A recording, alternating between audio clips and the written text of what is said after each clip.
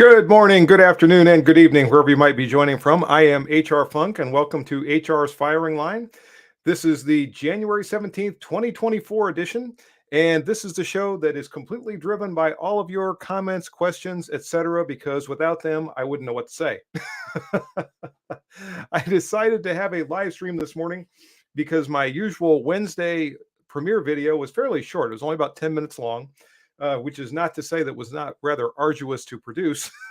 Because if you, and thanks, by the way, to all of you who watched the video this morning.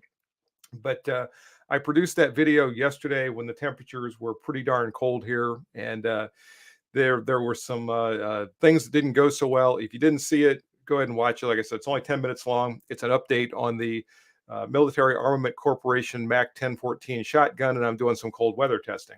I'm also doing some cold weather testing on myself. And by the way, winter has arrived here in the US. These last few days have been pretty cold all across the country. I woke up this morning to 3 degrees Fahrenheit, and the wind chill was down around, I don't know, 12, 13, something like that below. And I know a lot of you are right there in the same boat. Some of you actually have colder temperatures. I think, what was the temperature for the Iowa caucus the other night that folks were going out to? I know it was darn cold there. So any of you in Iowa that braved that cold weather to go out and engage in an exercise of democracy, good job. Congratulations. And now we'll have to wait and see what happens in New Hampshire. And I do have my nice warm cup of coffee here. I'm also wearing my sweater that I got during our trip to Scotland early in 2023. And we were there, I think, in March, which is still very much winter in Edinburgh. And if we traveled up through the Highlands, which we did, it gets colder and colder the farther you go. Obviously, we're going north and going to higher elevations. But I love this sweater because it's very warm. It was not inexpensive. I got it in a shop in downtown Edinburgh, but it is a warm sweater, and I wish I had a couple more of them. And so far, we've got Vegas AB here. Bill 1717 has made it. And sorry about the no notice. When I set this up, I set it up through my streaming service, which is StreamYard. That's why you see the little thing up here in the corner that says StreamYard. I set it up through StreamYard, then it interfaces with YouTube, and then YouTube is supposed to send out notices, which of course they may or may not do, depending on the whim of YouTube on any given day. So that's, and who knows, people might be getting notices right now. That's why I tried to make it known when we were still doing the live chat for the premiere this morning. I put in there a couple of times about the live stream that was going to start up at 8:30. And I don't know how many of you that were present for that actually saw that when I put it on the chat log. But who else do we have here this morning? We've got BR here. Good morning to you. Russ Michael. Good morning to you, Russ. Mr. Goldenrod is -6, so it's a little colder there than it is here. You know, can you even tell? I mean, when it drops below, I don't know, 5 degrees or something like that, do we really even, can the human senses tell when it's colder and colder and colder, or do we just feel damn cold? And that's what you know. Now, if the wind's blowing, I know you can feel that because the wind just bites through everything, it seems like. Chris 1911 is here. BR coffee always tastes better when it's cold outside. Yeah, I think coffee tastes best on cool fall, not extremely cold, but cool, when you can walk outside and it's like, I don't know, 55 degrees or something like that. And you have a hot, steamy cup of coffee and maybe wearing a sweatshirt. That's when I always think coffee tastes the best. Rick B, it's cold in South Carolina. What's temperature down there? I was talking to my daughter. Actually, Mimi was talking to my daughter a couple of days ago. And our temperature here was, I don't know, single digits or thereabouts. And she was down in Columbia, or is down in Columbia, South Carolina. And it was in the 50s down there, which sounded pretty good. My son now lives just south of Raleigh, North Carolina, and he had about the same temperature there. So what's the temperature down in North Augusta this morning, Rick? Albert Michael, thank you. I like the sweater too. Kevin Joyce is here.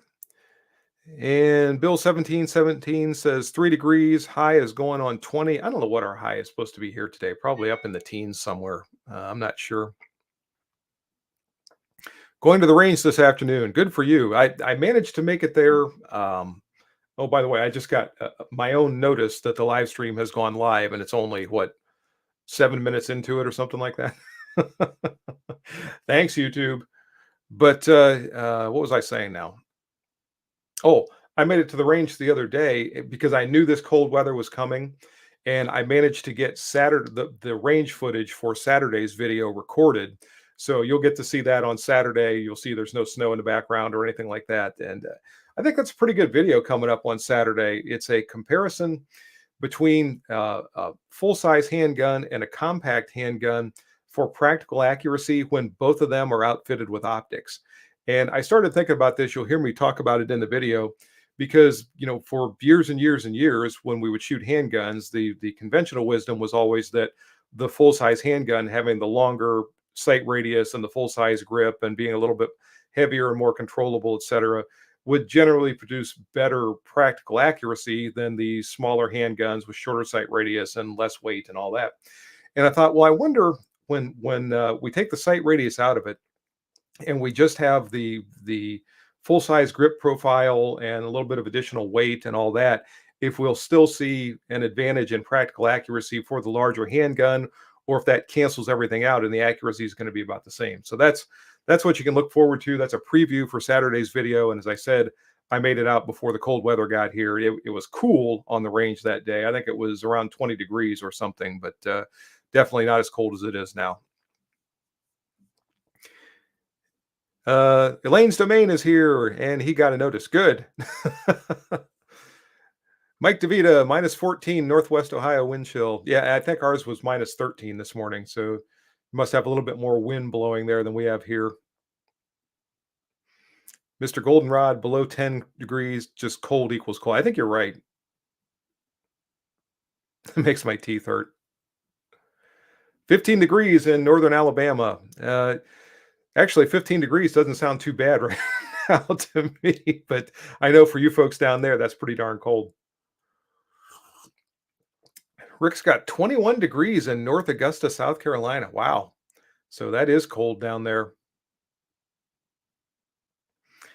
Jeff Barron was 13 here, now up to a balmy 17. All right. Well, at least it's going up. It's going the right direction. Tony York, good morning to you. Roy Kiefer, Saturday's video sounds very interesting. I liked it. It was something, I'm always trying to come up with concepts for the videos that are going to be interesting and informative. I was talking to ERJG the other day, and we were talking about no specific YouTube channels, but there are some channels out there where whenever you see it, it's really the same video over and over and over and over again. And I don't like to do that. I like to have a variety of things on the channel where, sometimes I'm talking about, a particular product and doing a review or a firearms review. Other times I might be talking about a different shooting technique or reloading or what have you. Other times I might be doing some sort of testing like I was doing today with the MAC 1014 shotgun or something like we have coming up on Saturday. I like that variety. I don't know. I guess there are just some folks out there, and they have their own channel. They can obviously put whatever videos on there they want. But it feels like the content starts to get stale, and I don't want my content to get stale. I always want, and I always kind of hope when you folks see the community post come out or whatever, and it's got some ambiguous title there and a picture of a firearm or whatever, you think, oh geez, what's this guy up to now? And then actually tune in to see.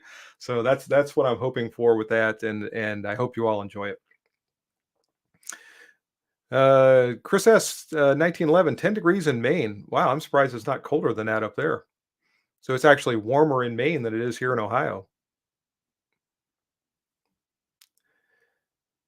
Rick B, how's the scope working out for you? Working well. I have not had a chance to do a lot of shooting with it, with all the other stuff that's been going on and the weather and one thing and another.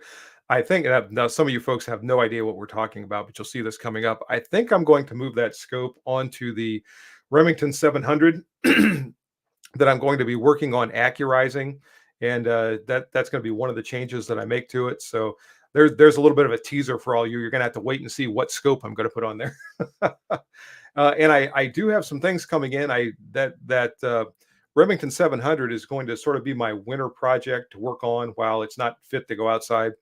And I've got some things coming in from Optics Planet that I'm going to start working on that. So you'll see some of those videos coming up. I've got another optics review that's going to be coming. I've got one or two firearms at Hot Munitions that are calling to me. And every time I go in there, I can hear the voices, buy me, take me home, make a video. So I may succumb to some of those, and you'll see some of those coming up. But probably in order to acquire some of those, I'm going to have to figure out some trades to make because the prices are a little steep, and probably not just going to be able to go in there and plunk down the credit card. But my credit card is probably just going to burst into flame the next time I use it for, gas or groceries or something like that, let alone the firearms purchase.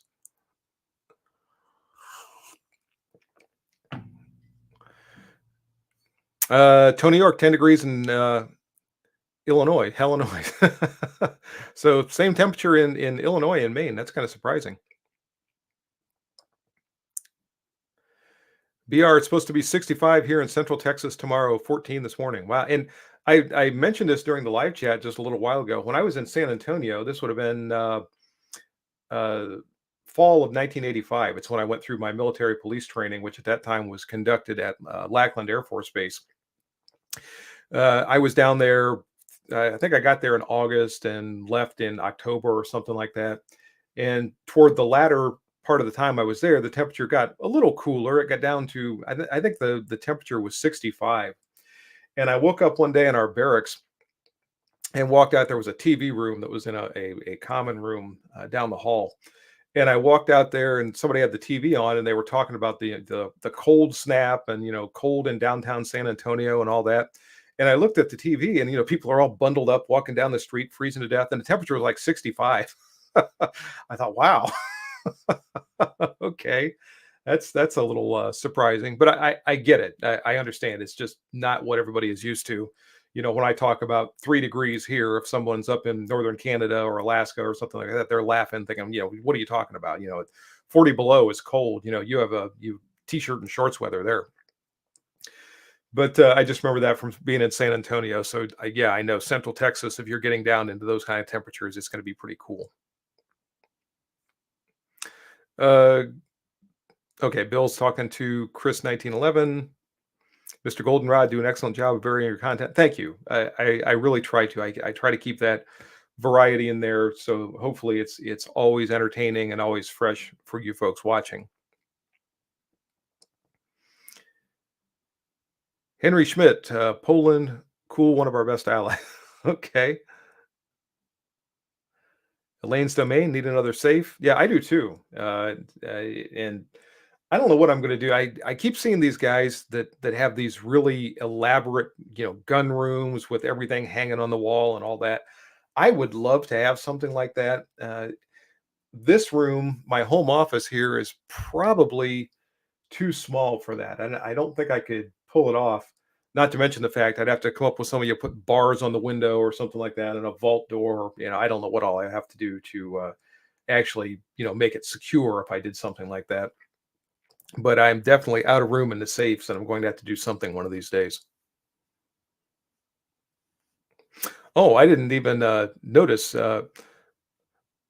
Donio, I hope I'm pronouncing your name right. Best regards from Poland. Thank you very much. Which pistol is your favorite to shoot? Which is my favorite to shoot?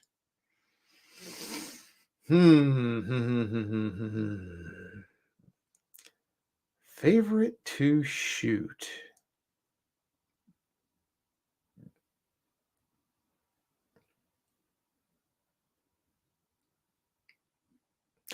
I think my favorite one to shoot,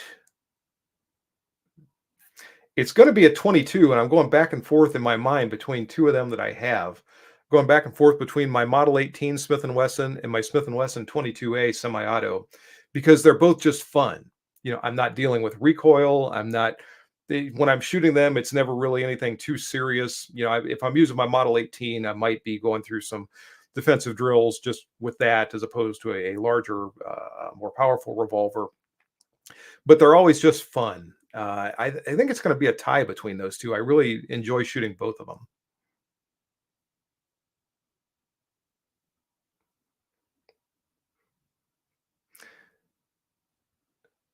Elaine Semaine, never carry a balance on a credit card. Good for you. That's the smart thing to do. Tony York saw the same thing in Mobile, Alabama in '79. That's another place where definitely they're not used to cooler temperatures. Tom Truesdale, never want to live anywhere that the temperatures are lower than inside of my freezer. Here's a funny story. When I first graduated high school, I had to wait almost a full year before I went into the Marine Corps. So I got a job at a local hamburger shop. And outside, we had an outside walk in freezer that we kept, the frozen hamburger, frozen French fries, and things like that in. And we had to walk out of the building to the freezer to get that stuff to bring it back in when we needed it to cook inside. And I can remember in the winter, going outside and walking into that freezer, and the freezer felt warm as compared to the air temperature outside. I still remember that to this day. You walk in the freezer, you think, wow, it feels pretty good in here. Such is life in Northern Ohio.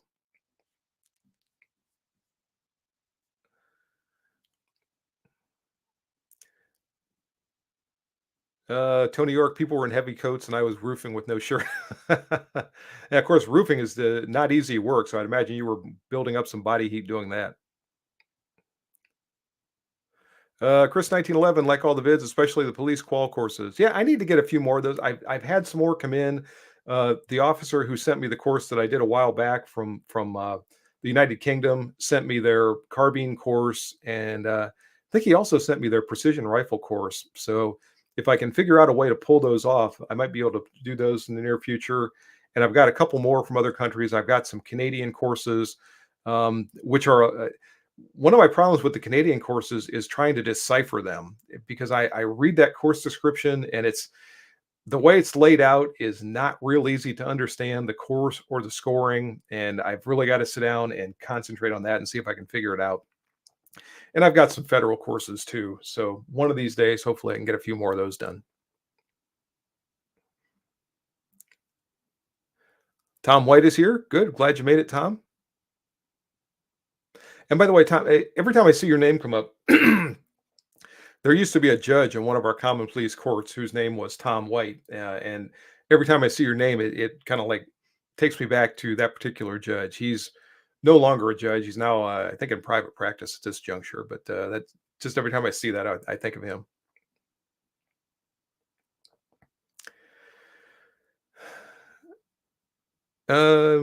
Alex Smith, do you own any AK style firearms? No, I don't. That's just I guess I've always been so heavily invested in ARs and lever actions and bolt actions and one thing and another that I just never got into the AK style rifles. I know a lot of people really like them. I fired them. I don't have uh, an issue with them. I don't dislike them, but I just don't actually own any.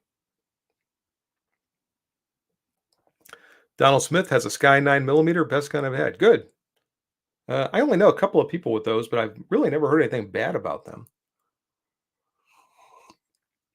Tom White, do you prefer, where'd that go? Semi-automatic or wheel guns? Yeah, I like them both. The nice thing about wheel guns, if we're talking about just shooting for fun, is you don't have, slide cycling and, cartridge cases flying past your head or anything else. You can just concentrate on your shooting. So that's one nice thing with revolvers. But I really like shooting both of them. I don't dislike either one. Floridian, good morning from Florida. Uh, Hope your new year is starting out fantastic. So far, other than the temperatures we're dealing with, the new year has been pretty good. Joshua Estes, a couple of my 1911s will not feed hollow points. Any suggestions? Without being able to see your firearm and seeing exactly what kind of malfunctions and whatever, it's really hard for me to say. It could be ammunition related. You know, if you just switch to a different type of hollow point, maybe that'll solve the problem. Could be magazine related. There could be some work that needs to be done on your pistols. The thing with 1911s, and you hear this stated a lot of times, and it's true. Like a lot of older semi-autos, they were intended to function with round ball ammunition. They were never intended to feed hollow points. So, you know, with a 1911, with a, you know, some of the older Valters, with some of the older Berettas, what have you, you might run into problems with anything that does not have a very rounded ogive. So you might try a different ammunition, see if that helps. If not, then I would say probably get a hold of a gunsmith and see if they can give you some recommendations on how you might be able to get that cleared up.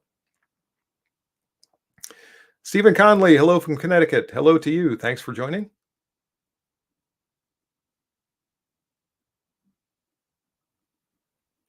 Jeffrey Browns, how about a Marines qualifier course? I do have one. Skip Boyer from Always Faithful Holsters sent me one a while ago. He dug it up somewhere.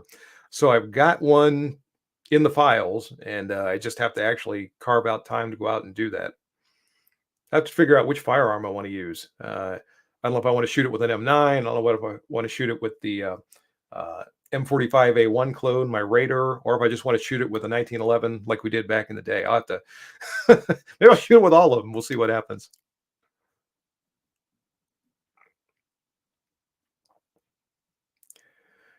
Tom Truesdale in high school worked at a bakery. Had to wear my down coat when I cleaned it.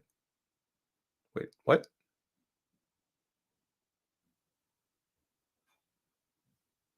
I'm assuming you mean that when you were cleaning the freezer, but you're losing me a little bit there, Tom. And Tom had a sporting goods store in the same center, and they would come down and let customers try out cold weather gear in the walk-in freezer.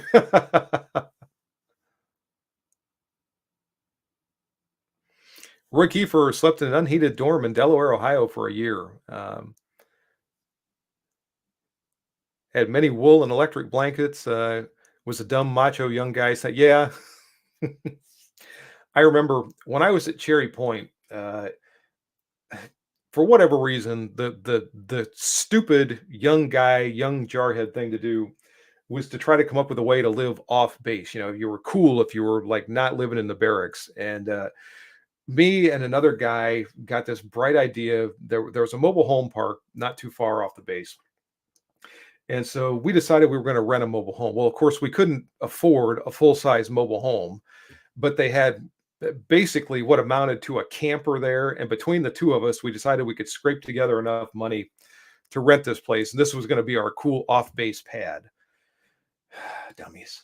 Anyway, I was the one that stayed there the first night. And this was an unseasonably cold night in North Carolina, which is when I discovered the heater in this thing didn't work.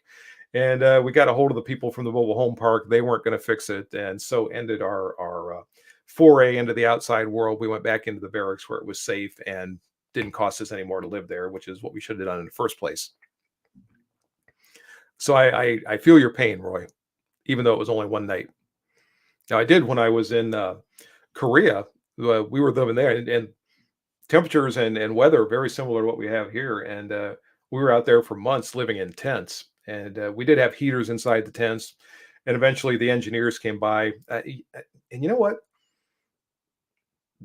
I can't remember when they put wood floors in the tents, but the engineers eventually came by and put some wood floors in our tents because we lived there for altogether it's probably 8 or 9 months. We started out there. This was the winter of 1988 was when I got there, and I'd gotten transferred to Marine Corps Air Station Iwakuni, and really was not there for very long when they shipped me off to Korea because Operation Team Spirit was going on.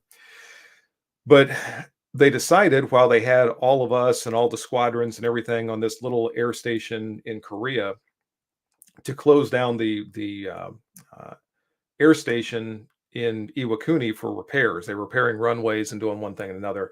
Now, this just happened to coincide with the '88 Olympics when there was some current concern about terrorism and also concerns with the Soviet Union in those days and one thing and another. And we just happened to be a few miles south of Seoul with, what do we have, 3 or 4 squadrons of aircraft, and I don't know how many Marines were down there with all of our supplies and one thing and another.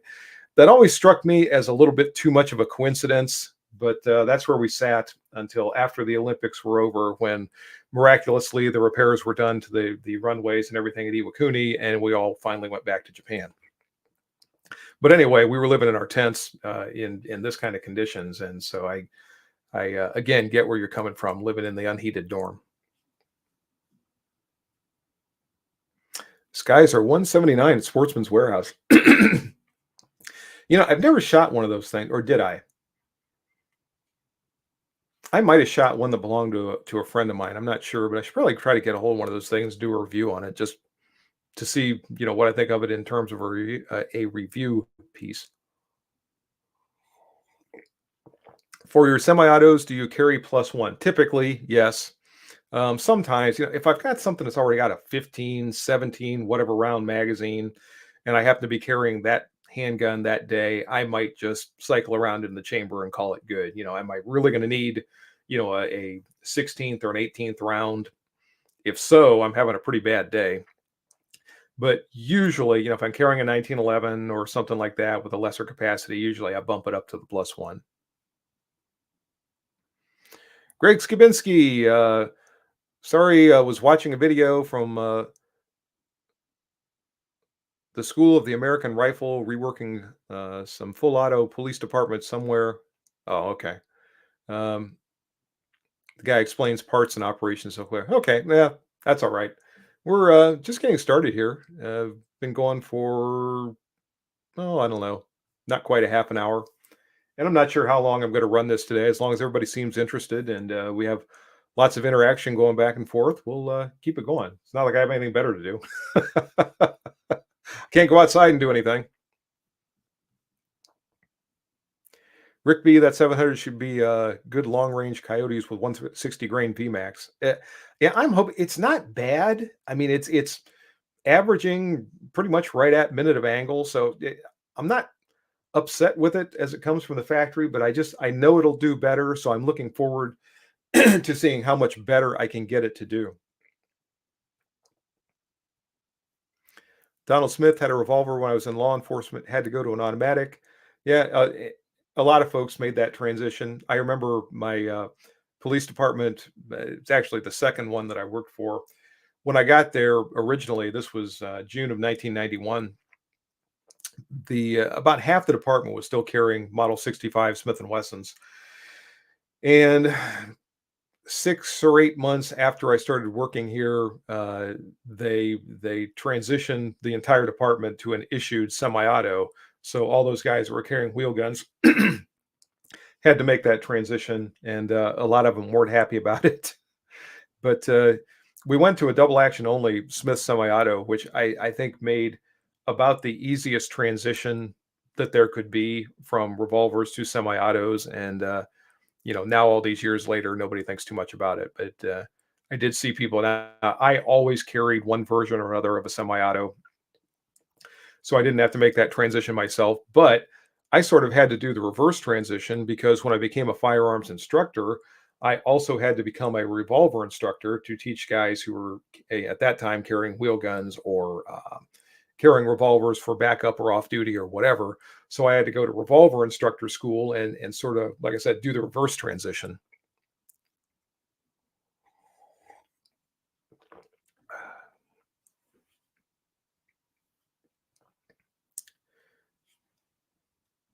Tom Truesdale, not enough coffee. I get where you're coming from. Glenn Whistler, good morning to you. Don Smith, my dad was in the Air Corps for over 2 years in World War II. Wow. And I don't know why I'm losing my voice, but it just seems to be fading for some reason. It must be too early in the morning, not enough coffee, whatever. What did he do in the Air Corps, Don? I'm curious. If he was a pilot or just not just, but a crew person on a plane or maintenance or what have you. I'm just curious. Oh, the Air Force. Okay. Oh. Alex G would love to see you compare the Tezos B9 to the Stingray. I'm curious if the extra couple of ounces improves performance. Um, I have not seen a B9. I don't think. It seems like every time I see one, the one that I'm seeing most commonly now is the Yukon. I guess that was a pretty popular one, so it seems to pop up quite a bit. But I don't know that I've seen the B9 that I could try to get a hold of for a comparison. But if I get one, I'll compare it.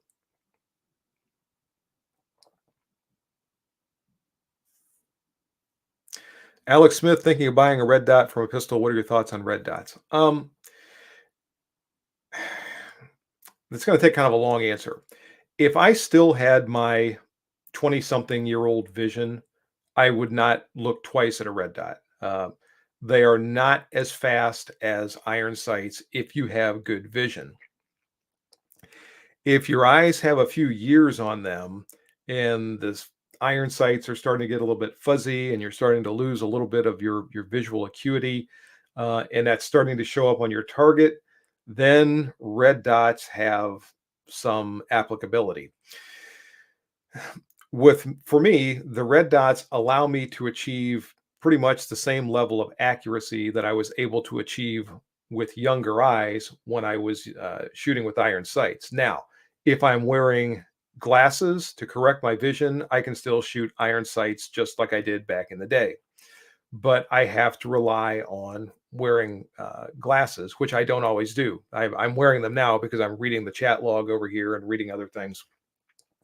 But normally throughout the course of my day, I'm not wearing glasses. So I don't want to have to rely on a situation where, I have to always wear glasses, or I get caught in a situation where, now I've got iron sights and I'm not wearing glasses and all that. So I've been transitioning to optics for several years. I would not say I'm fully transitioned yet. Probably started back in 2017 or 2018 when I was still working with the police department. But I like optics,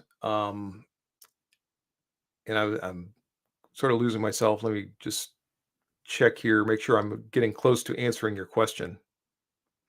Um, if you are to that point where you're starting to lose some of that visual acuity and you want to maintain your level of accuracy without relying on optical correction like glasses or contacts or whatever, then I think red dots are the way to go. But red dots, I don't care what anybody says, are not as fast to acquire as iron sights, and they take a lot of work to get used to, I guess, perfecting your presentation to be able to come up and pick it up quickly, and also be able to reacquire it when your handgun comes out of recoil. And you'll hear people out there tell, oh, you got to work on it. You got to do this. You got to, okay, look, I've been working with these darn things for years, and I still don't have that level of proficiency that I have when I'm shooting with iron sights. I know what people do. I know what they're doing when they're coming up and they're shooting the way they do in the videos and all that. Um, and I'm here to tell you that if you're shooting close range and wrapping off shots really quickly on a target the size of a human silhouette, then you can probably get away with that. If you're shooting at any kind of distance, or you're trying to keep your shots within a specific area on that silhouette, then that becomes a much more daunting task. So anyway, all that to say, if you're starting to get some visual impairment or losing some visual acuity, you're probably going to look at some red dots.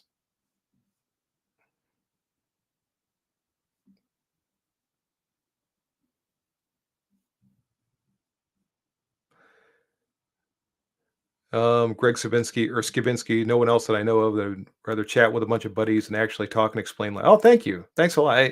And I love doing these because that's exactly what I feel like. Is that we're just all sort of sitting around and having some coffee and having a good chat. So I like that. Periodically I like to have guests come on. And by the way, if anybody wants to join, I always forget to say this. Shoot me an email. I will send you a link, and you can join, and we can actually talk face to face. Now everybody else is going to be able to see you too, so keep that in mind. But if you want to join as a guest on the show, by all means, send me an email. But periodically I'll have guests come on where I want to talk about a specific topic, something they manufacture or something that they specialize in. But the ones like this, I think, are my favorite because it's just sort of a relaxed, chat. BR, do you have any opinions on Palmetto State Armory firearms? Yeah, I think they're really good. I've got a couple of them, a couple of their ARs, and they're drop dead good firearms. For the life of me, I don't know why anybody criticizes them. The ones that I have now, are they the equal of whatever some of the really high end uh, rifles out there, or even their handguns? Are they the equal? I don't know, but they're one of those firearms, kind of like the Sky. I think that it's good enough. They're accurate enough. They're reliable. They do what I want them to do. So I don't have any problem with them. Now they're not the level of accuracy that something like my Rock River Arms AR is that I use for actual service rifle shooting. But that's a match rifle. It's got a match barrel. It's all set up with the float tube and all that kind of thing. But for general shooting duties, I have no problem whatsoever with Palmetto State Armory. Tom Truesdale, all right. Have a great day. I hope everything goes well at the doctor's appointment.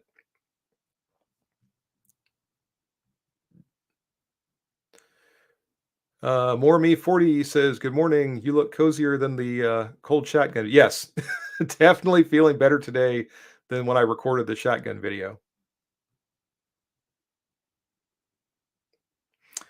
Roy Kiefer, here's a question for a lawful defensive use. What are your preferred 556 223 rounds? For what it's worth, I use 69 or more grain rounds, but the old M193 seems to have way more proponents. I like the M193. You know, we've had so many magic bullets come out over the years. When I was with the police department, we had Hornady Tap. Um, what are some of the other things that have come out? Won't come to mind right now. For I don't know. Again, for general defensive shooting, I don't know that I've seen the M193 come up lacking. Now, in a military context, especially at extended ranges, then the heavier bullets I think are going to have some benefit, and maybe the magic bullets with the tipped and polymer tips and all that are going to have some benefit. But at you know relatively close distances, I like the M193. But I don't see any problem with the 69 or 77 grain bullets either.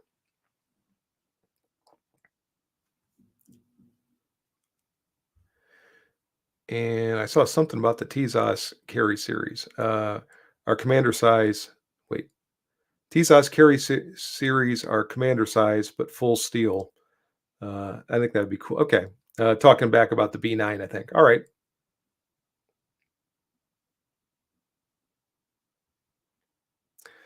Travis Henry, good morning, HR. When are you going to have our buddy Luis Valdez on the show again to talk shop? I don't know. I should probably get a hold of him. It's been a while, but I should probably bring him back. I got something the other day. I got to send this in to renew my uh, membership to the. Oops, that's not it. It's around here someplace.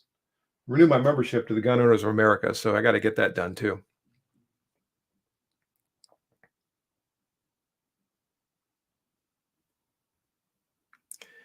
And I'm just kind of running down through here quick. A lot of you guys are talking to each other, which is fine. Just kind of looking for the next one for me. Keith Kent, red or green? I don't really have a preference. That whole, green is easier for your eyes to pick up than red. I don't know if I believe that or if that's just a marketing thing for everybody who now has red dots to try to get them to go out and buy green dots or green uh, optics with green reticles.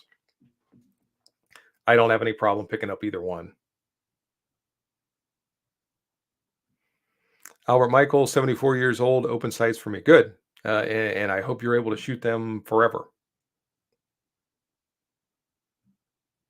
ED, kind of same thing. So good for you.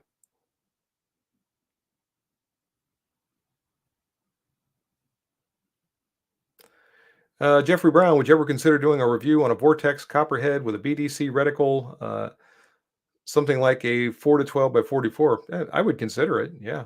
Um, I don't know, whether I'll be able to. So much of this just sort of depends on, uh, what I'm doing, what kind of projects. Sometimes the folks at Optics Planet will get a hold of me and say, hey, can you do a review on this because this is something we just got in or whatever.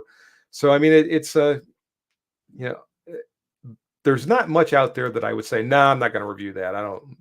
But it's just sort of all dependent on what I'm doing at any given time, and kind of some other circumstances as well.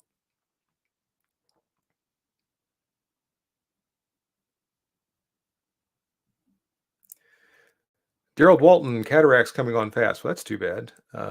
Friend of mine just had cataract surgery, and it seems that his vision has really been improved by that. And in fact, my dad just had cataract surgery not too long ago as well.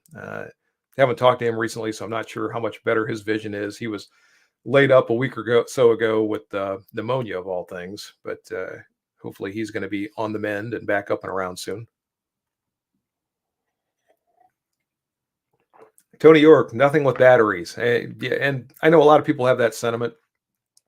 And I guess I've been using the red dots long enough now that I've gotten comfortable with the idea that, I'm changing the batteries about once a year on most of them. And, if I start to see them flash, then I know it's time to swap out the battery. So I don't get too worried about that. Not to mention the fact I can always, in a pinch, I can still shoot iron sights without my glasses. I just don't shoot them as well as I once did, which bugs me. Some people might not, worry about that too much at all. And wow, I think I'm caught up on the comments. How about that? That doesn't happen too often. And what are we up to time wise here? 9:14. We've got this for about 45 minutes, and I will carry it or carry on until at least 9:30. Run it for an hour, which is kind of the standard time length for my live streams is 1 hour. But I'm not locked into that. Like I said, if we have a lot of comments and a lot of interaction going, I'll keep it running longer than that. But if it looks like it's kind of dying out and everybody is more or less kind of like, I guess, ready to move on to something else, then I'll wrap it up. Jeffrey Brown, your thoughts on a laser mount for your home defense rifle or pistols? You know what? I did a video on this back. Oh, I don't know. I think it was back during the summer where I was comparing a red dot to a laser sight.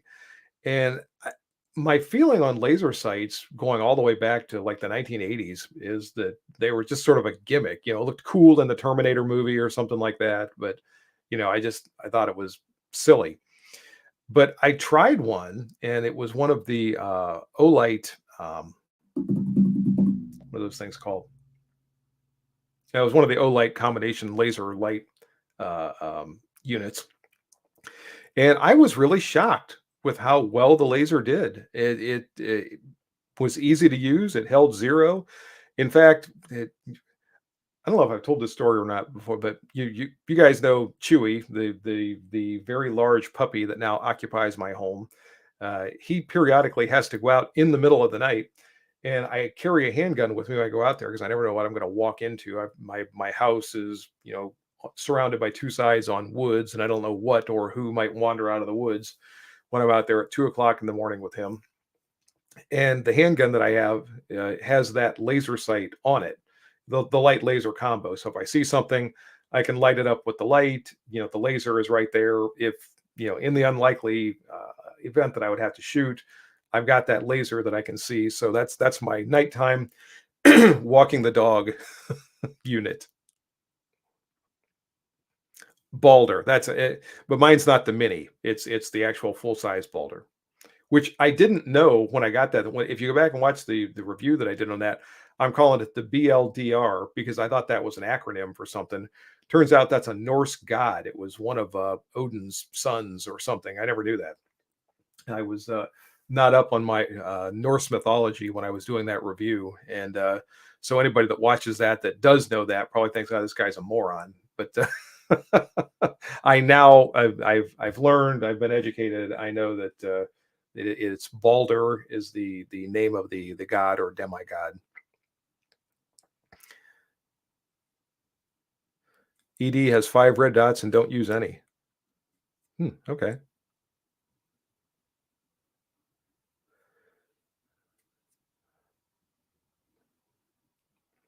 Greg Skibinski, I have a laser on my Gersan 45 ACP, and with my eyes, I have to say it does help. Yeah, I was surprised by that. I again, I what I expected when I went out to the range, and this is one of these. This is why I test this stuff, and this is why I do the things I do, because I'm still learning too. I love to learn new things, and my expectation when I went out there is the laser was going to be slower, and by the time I finished a trigger press, it was going to have moved, and my shots were going to be less accurate and all that than the red dot. And what turned out was that it was, I think, faster than the red dot, and the accuracy was very acceptable. So I was quite surprised by the performance.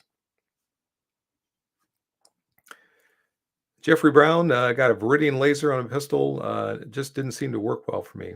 Yeah, and I think a lot of it might be too, distances involved. I've got the light laser combo on my Shorty AR, and that's another one I used that in a video a while back. That I have it set for, I think, 7 yards, with the expectation that that's going to be the middle step. If I'm closer than 7 yards, I can pretty much just use the front sight superimposed on the target and put shots on target. If I'm beyond about 10 yards, then I'm going to be using the optic and sighting through there. But in sort of that middle ground, the laser gives me something that's a little bit more precise than just using the superimposed iron, front sight, um, but a little quicker than trying to acquire the optic and get shots that way. So that's my thinking with the way that I have it set up.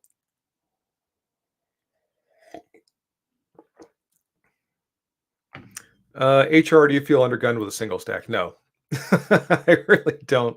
Um, In fact, you can't see it; it's off camera here. But I've got my Tizaj Tank Commander right here next to me on the desk, and that's the handgun that I was carrying yesterday. That's why I have it out. Now, I didn't go really any place yesterday other than to the range and back. I take that back. I had to make a run to the store yesterday, so I had it with me there. And no, I really don't.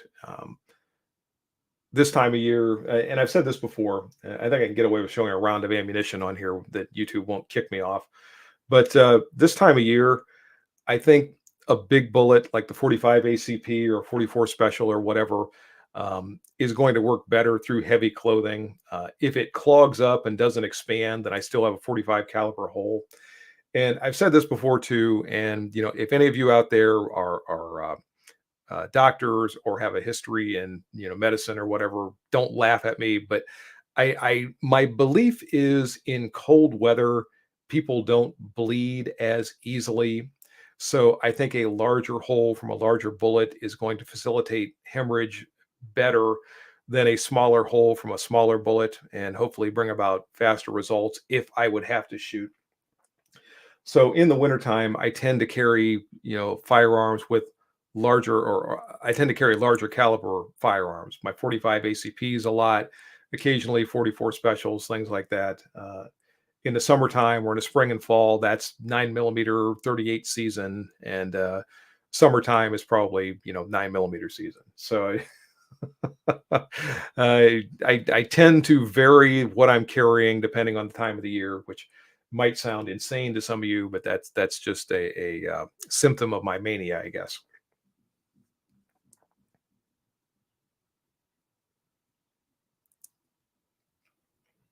Alex Smith, what distance do you have your laser zeroed? The one that's on my handgun, what did I zero that thing for? It's underneath the barrel, so distance doesn't have a windage effect. It's got an elevation effect, which if I'm aiming dead center and I hit here or here, I'm not quite as concerned about it. I want to say I zeroed that for 15 yards, but I'd actually have to go back and look at it myself. Jason Horde, do you ever carry a backup? Yes. I got used to doing that in the police department. If I'm going someplace that I'm concerned about, I've been known to carry more than one firearm.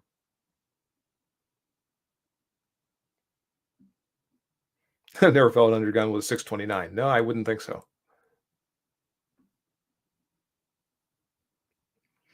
The Balder Mini is a combo light laser, certainly helps with pest control at night. Yeah, I would like to get one of those, and it's one of those things that I just haven't gotten around to yet because I would like to put one of the minis on my Valter P99 Final Edition.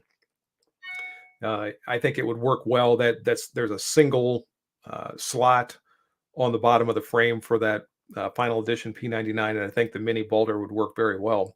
But again, I just haven't gotten around to doing that yet.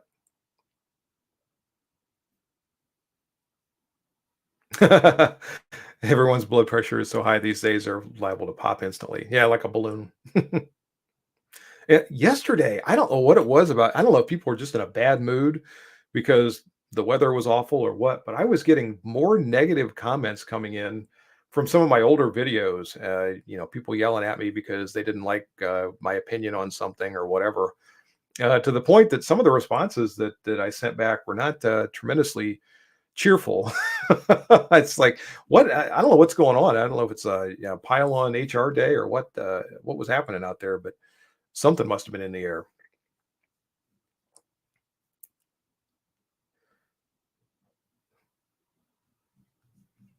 45 when it's cold, 9 millimeter when it's warm. That's kind of where I am. Opinion on the 327 Federal Magnum. I don't have much of an opinion. I don't think I've ever shot one. I know ERGJ has one, and I should probably borrow that sometime for a review if he would loan it to me, because I just don't have any experience with them. Cystic fibrosis. Thanks for braving the cold. You're welcome. Yeah, things did not go according to plan. If any of you didn't see that video this morning, I got to the range yesterday, and there's a padlock on the gate that allows access to the range. And the padlock was frozen shut. I couldn't get the thing off. So I had to park my Jeep outside the gate and then carry all my, shotgun and camera stuff and everything all the way back to the range, which was a little bit of a hike. And then along the way, I dropped a box of shotgun shells. So I had to stop and mess around with that. And by the time I got back there, all I wanted to do was shoot that thing and get the heck out of there. And that's pretty much what I did. But yeah, it was not a good day yesterday for going to the range and trying to get things done.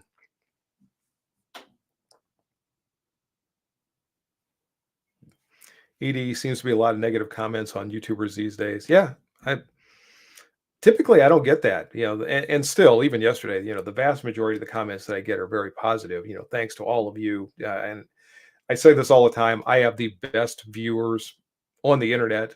Definitely best viewers on YouTube. So much of the interaction we have is extremely positive. So many of you, we email or we talk on the phone or text message or what. I absolutely love that. But yeah, yesterday just I don't know. And the one guy was yelling at me and talking about YouTubers get free guns, and I didn't get a free gun, and I was mad about that, and whatever, blah blah blah blah blah blah. Oh, holy smokes! It couldn't possibly be that I just have a difference of opinion than that guy does, I guess.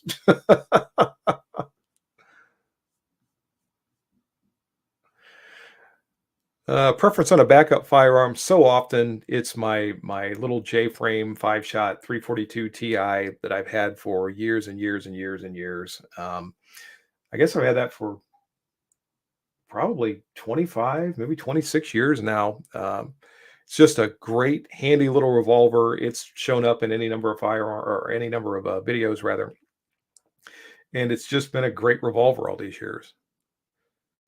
And let me check something here. I've been kind of talking away, and I don't think I've gotten an email from anybody that wants to join the show, but I don't want to miss it if I do.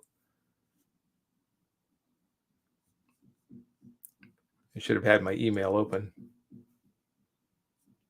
I was rushing to get ready, to go from the live chat from the video to the live stream and trying to get a whole bunch of stuff done. And this is what happens when I go too fast. So somebody sent me a message, and it looks like they did not. But all right. Yeah, I just want to make sure I wasn't ignoring anybody if you were waiting for a link to come on the show.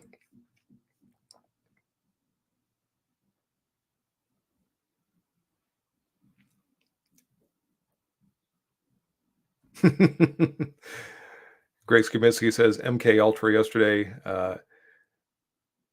had too many grumpy people at the store. I give respect and expect respect to return. Yeah, and I don't blame you for that.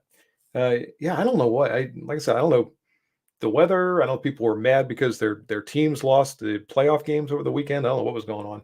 Of course, the Browns got stomped on Saturday. That was an embarrassment. Uh, we had a lot of high hopes going into that game, and well, as we say here in Browns land, there's always next year. And the heating bills, yeah. Daryl Walton, 3220 was always a want to have on the want to have list. 327 makes a lot more sense. Yeah, 3220 was kind of a cool old cartridge, but I would say the 327 definitely raises the bar for that caliber.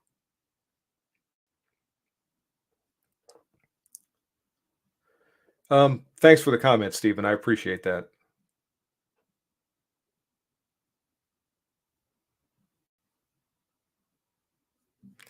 And Tony York used to have an old Smith in 3220. I don't think I've ever shot a 3220. I'm familiar with it, but I don't think I've ever fired one. I remember what was it?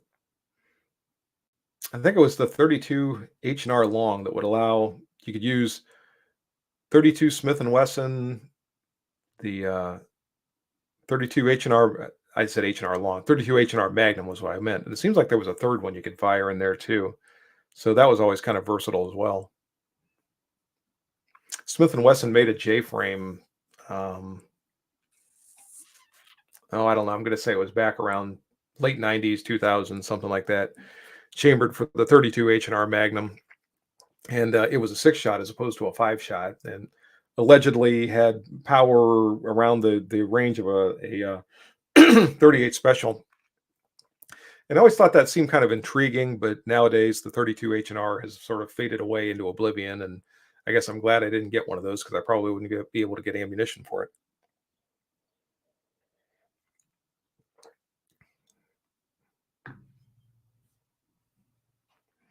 Grace Kavinsky, I'd love to join, but I'm computer ignorant and have no idea how or what is a Zoom. Yeah, Browns. They forgot they had a game to play. Yeah, they did. I don't know what happened. The short answer is the Texans scored more points. That's why they won. Yeah, yeah. And I was so disgusted over the weekend and even up to yesterday. I don't want to hear any analysis. I don't want to hear, if we'd have had game plan X or if we would have run play Y or whatever in this circumstance, then everything would have been different. It doesn't matter. They lost because the Texans scored more points. They executed better. They made fewer mistakes and they scored more points.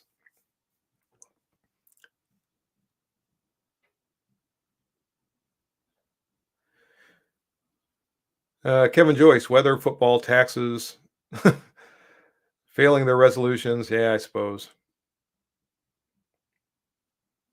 Thank you. Thank you for the comment, Kevin. I appreciate or compliment. I appreciate that. Glenn Whistler, Charter Arms has a 32 and 7 shot and a 6 shot. I didn't know that. It, I was working with Charter Arms earlier this year, and I had some dialogue back and forth with them, and I reviewed one of their revolvers. I think it was early in 2023 that I was pretty impressed by. I talked to the president when I went to the NRA annual meeting last year. He gave me the contact information for his secretary, and supposedly they were going to be able to, forward me some firearms for review, but that just never panned out. And in fact, the dialogue just sort of ended. I sent several emails. I tried to call, so I'm not sure what happened. I would like to have tried some more of their firearms, but I just have not been able to get any in.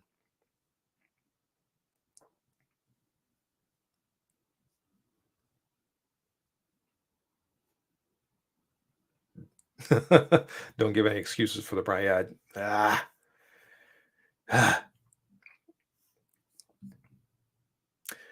All right, we have arrived at the 1 hour mark, And I don't want to shut off things too quick. So if anybody has any last minute comments, questions, remarks, go ahead and throw them in there. I'll keep things going for another 5 minutes or so. But ED ammo is too high. Should have got a 20 gauge. I haven't even looked at 20 gauge ammo lately. Is it significantly less than 12 gauge? I don't have a 20 gauge. I used to have one around here. It got traded off years ago for something else, and I don't know. Like I said, I've not looked up 20 gauge to see what the difference is between 12 gauge ammo. I managed to get some pretty reasonable 12 gauge S&B ammo from Optics Planet a while back. They were running a special on it. I think this was double-aught buck. I think it was $15 a box. So and not all that long ago. It was back in like November or something like that. So I jumped on that and got quite a bit of it because I knew I was going to be testing that Mac 1014 shotgun. So I got a bunch of it in for that. I've got some other I've got some Remington double-aught buck. I've got a couple of boxes of Federal slugs. So I do have a little bit of 12 gauge ammo stockpiled at the moment. Bill 1717, you stay warm too. Have a great day. Jeffrey Brown, you as well.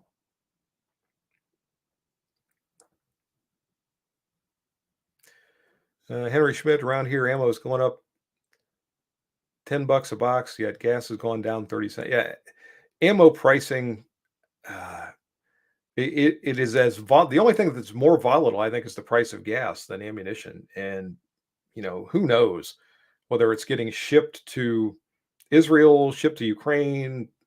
I don't know. I don't know what drives some of this. I don't know if it's supply chain problems. We need to get our transportation secretary on that to try to figure out why it's taken so long for powder to come in. I did hear for some reason St. Mark's powder, which I believe is in Florida, if I remember correctly, for some reason they are not shipping powder at the moment, and I don't know what's going on with that. I don't know if it's all going to some government contract. I don't know what's happening, but that could have a bearing on our ammunition prices as well.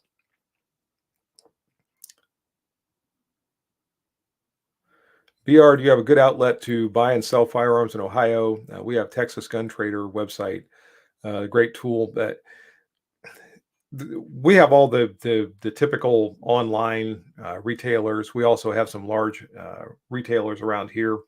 House of Pain Armament really, really bends over backward to help me out, and I could not do a lot of what I do without their assistance. Which is why I always try to give them a plug in the videos. And you guys, and I should probably mention this. I'll throw it in here at the end of the video because this is something they just told me about the other day, and I'm going to talk about it a little bit in Saturday's video. They're doing this thing now with some of their ammunition. They're poly-coated, poly-bullet ammo 9mm loads, and I think it's the 147 grain, the 115 grain, and I think they're doing this with the 124 grain too. It's all their poly-coated stuff. They're doing what they call ammunition subscriptions. And the way it works, you can go to the website and you look and, find whichever ammunition you want. And when you click on it, it's got the regular price there if you want to just order, a box or 2 boxes or whatever. Or you can click on the subscription button. And what that does is it signs you up to have an automatic shipment come to you at whatever frequency you want. So if you want to have, say, a box of 50 rounds come every month, so you've always got that coming in, or you can get a box of 500 rounds coming every month or whatever. So either you've always got your monthly allocation of ammunition to shoot, or if you want to just have a little bit coming in every month that you're going to stockpile or whatever. And if you sign up for the subscription, they knock 5% off the retail price. And also when you do the checkout, you can put my discount code in there, the HR Funk 10. And that'll knock another 5% off the price. So you get 10% off the whatever the regular price is for that poly ammo. It comes to you automatically. So you don't have, no trip to the gun store, no empty shelves, no nothing like that. And it also locks in your price. So that 10% off price, whatever that comes out to for what you're getting, is locked in. And if all of a sudden there's an ammo drought, and the price shoots up on ammunition, your ammunition coming in stays at that same price. And according to the folks at Hop, they're going to supply their ammo subscriptions before they supply any like retailers or anybody else. So before they ship it out to whoever, any of the firearm stores out there, they're going to ship out to their ammo subscription customers first. So it locks in your price. It guarantees, to the degree ammunition can be guaranteed. Obviously, if all of a sudden, powder just stops coming in and they can't produce the stuff, then I'm sure that would have to change. But within the bounds of their abilities, they're going to fulfill those ammunition subscriptions first. Again, locks in the price. So when they told me about it, I thought this sounds like a great plan. I'm surprised that a lot of other companies don't do something similar. But I wanted to make sure to let everybody know about that. And for more information, go to House of Pain Munitions. While you're there, where'd my pen go?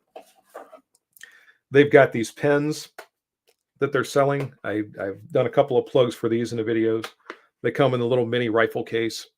This one is the Salute to Troops pen, but they have other ones, and the resolution on the video is going to be pretty rough, but it's a cool pen. It's got the image of a person in uniform saluting here. This pen was $50. I bought the thing because I think it goes for a good cause. But if you're interested in that, again, contact Hop Munitions, ask them about a pen. And again, that goes to fund veteran support programs. So anyway, I guess that's my my plug for House of Pain at the moment. And I've been rambling on and not looking at the comments over here. Lane's Domain, mini shells are good. I don't think I've ever shot mini shells out of a shotgun.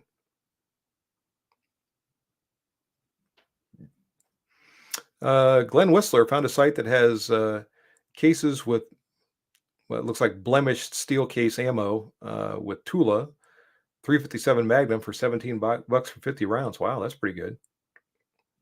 Henry Schmidt stocked up when when Obama was president.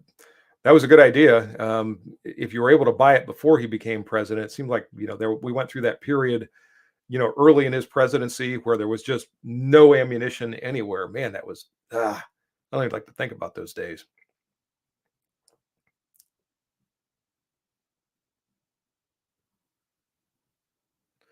RH, hello everyone, newbie here. Watch the channel. Well, thanks, RH. Thanks for joining.